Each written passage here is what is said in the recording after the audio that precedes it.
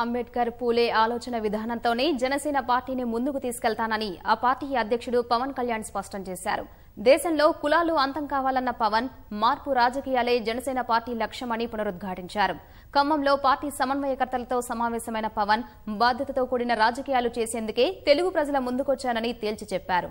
అనుమతి ఉన్న వారికంటే రెట్టింపు సంఖ్యలో కార్యకర్తలు సమావేశానికి తరలిరావడంతో ఉద్రిక్త పరిస్థితులు నెలకొన్నాయి.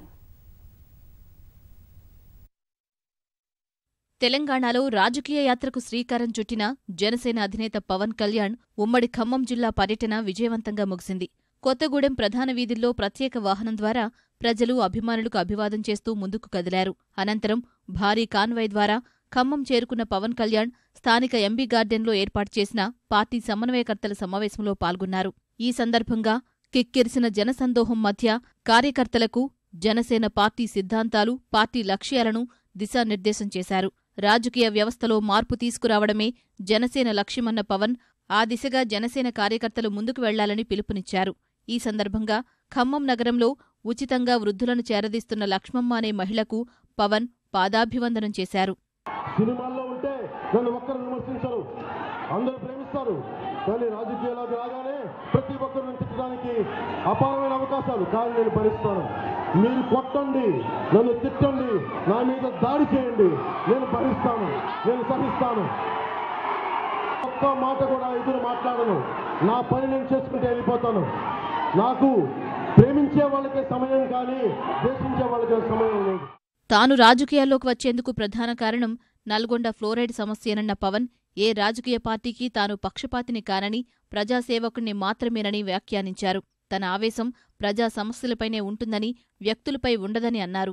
నేను ప్రధాన సేవకుణ్ణి, ప్రజల సేవకుణ్ణి, నేను ప్రజల పక్షపాతిని. ఏ పార్టీకి నేను పక్షపాతిని కాదు. అధికార పక్షాల్లో అటు ఆంధ్రప్రదేశ్లో కానీ, ఇటు తెలంగాణలో కానీ, అటు కేంద్రంలో కానీ అధికార పక్షాన్ని నిలదీయడం అంటే చడాపడా విమర్శించడం కాదు, చాలా బాధ్యతతో మాట్లాడటం. ఎందుకంటే ఇన్ని కోట్ల మంది, ఇంతమంది యువత దిశానిర్దేశం చేయాలి అంటే నాకు చాలా బాధ్యత ఉన్నది. అది కడుపు మండి రగిలి అన్యాయానికి ఏదైనా న్యాయం చేయాలన్న బాధలో మాట్లాడతాను తప్ప నాకు ఆవేశం ప్రజల సమస్యల మీదే కానీ వ్యక్తుల మీద మాత్రం శత్రుత్వం లేదని తెలియజేస్తున్నాను. పవన్ పర్యటనలో పలు చోట్ల అపశృతులు చోటు చేసుకున్నాయి.